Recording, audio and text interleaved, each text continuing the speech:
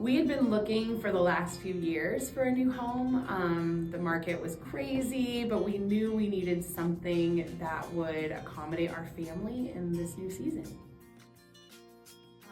It's really hard to pick one thing that we love about our home. From the first moment we walked in during the open house, there was just something for everyone in my family. We just felt like this was our home. I don't know how to explain it. My son, of course, now that we've unpacked and we've organized some things, he loves his Lego room, which is very important. I love that it has a huge garden in the back where we can do all of our gardening things, and it's just a beautiful house. My husband loves that there's space for all of his things as well. But truly every night as we lay down in bed, we all say, man, we are so grateful for this home. It's just perfect for us in this new season of our family. The best part of the home buying process for us, honestly, was trusting God to make it all happen.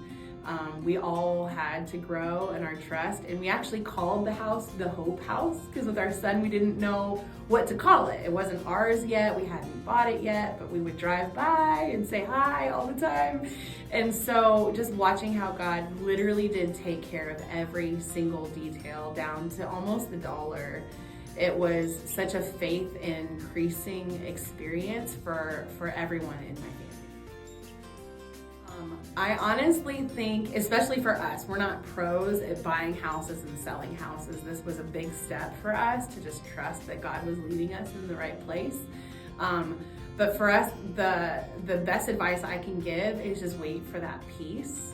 There is a peace that settles in your spirit when it's the right move, and to not push ahead if you don't have that peace, but then you can trust that when it is right, that everything will work out the way it's supposed to work out.